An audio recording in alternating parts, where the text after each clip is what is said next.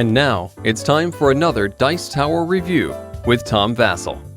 Hey folks, today I'm talking about the expansions to Run, Fight, or Die. Now, Run, Fight, or Die is a zombie dice game that I found to be very enjoyable, and I thought it was a very enjoyable standalone game, but there was expansions. There's an expansion that adds up to 6 players, there's an expansion that adds different types of zombies, and there's an expansion that adds co-op play.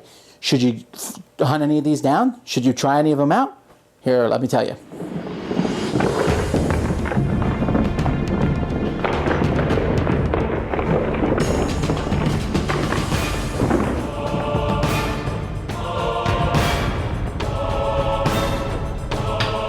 Okay, the first thing we're going to talk about is the 5 to 6 player expansion. It adds more zombies, it adds more boards, it just makes the game more accessible. I'm not sure how I feel about this exactly. I like that you can add more players, but I already thought the game was kind of pretty much right there with it at 4 players as it was.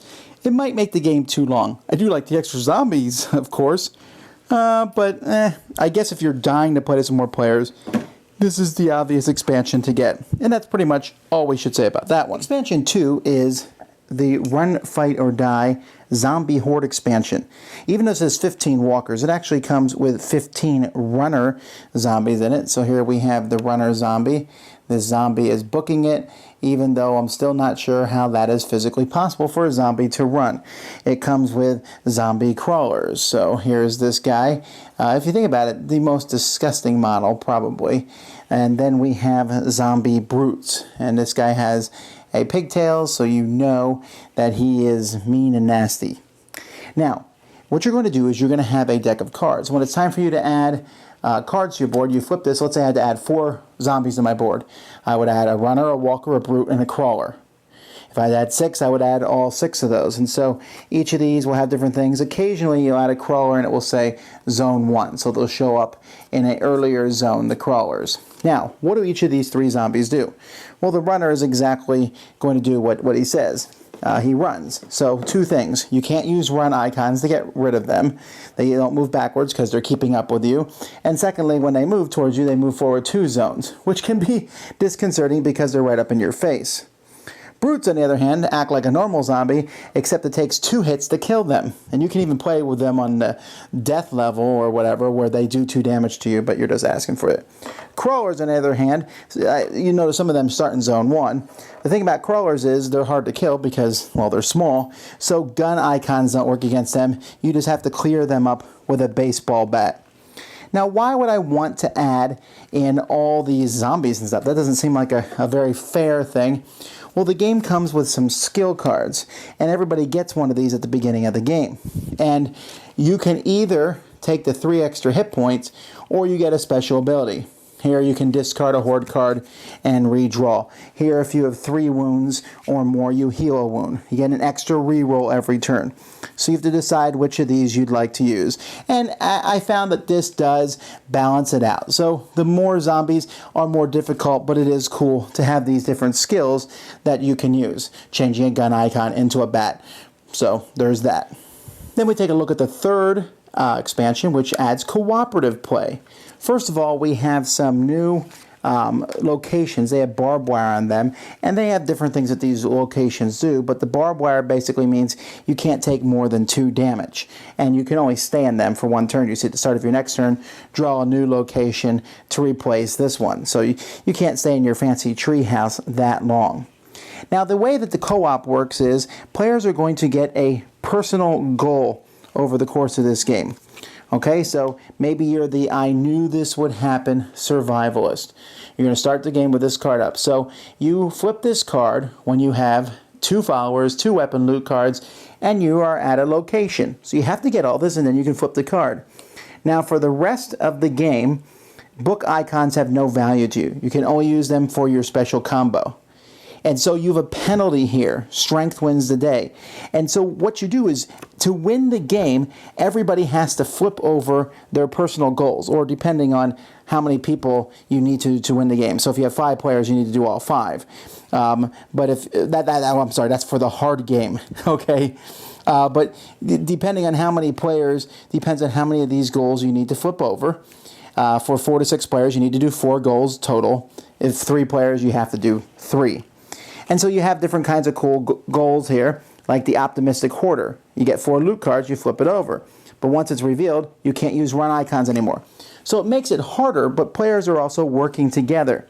The game also comes with some more action cards, and these action cards say cooperative games only. And you can use these action cards. You can take an action card in your turn, and there's going to be some cards that are displayed near the top. You're going to have 4 face up so that everyone can see them, and you can take one of those on your turn. If it impacts other players, you get to decide how it does, but you have to do whatever it does on the card. So this advances 3 zombies on my own board, but I can give or take a follower to or from another player. Here I add a zombie to my zone 1, but I can re-roll all zombie icons. I can add 2 zombies to my zone 2 and re-roll the event die. And you can do these to other players. Take a wound to prevent 2 wounds that other players would suffer. So these cards are going to be all face up, and you're going to be able to use these and make the tough decisions that hopefully will help everyone as a group. Roll 1 last action die to get a loot card. Take 3 wounds to prevent wounds from everybody to everyone else. Add 2 zombies to everyone else to heal 1 of your own wounds. That will take everybody else off if you do that. Anyhow, the goal of this game, like I said, is for everyone to complete their personal goals, which is a lot harder than it might seem. Alright, quick breakdown. 5 to 6 players, if you really want to play with that, I thought it was a really good 4-player game. If you really want more zombies, but then just get another base game, and I don't know, though, it gives you more player boards. Who knows? That one's kind of a toss-up. It's not terrible, but it's not needed. The extra zombies, that one's good. I wouldn't say it's great, though, but it's good. Now, it'd be good if they were painted, because they'd be very easy to differentiate. And the runners are kind of easy, and the crawlers, I don't know, but still there's kind of this horde of zombies, so sometimes it's hard to remember which ones do which. I think if you painted their bases at least a different color, that'd make it easier. And then every turn, instead of just grabbing 4 zombies and putting them on there, you have to turn a card over.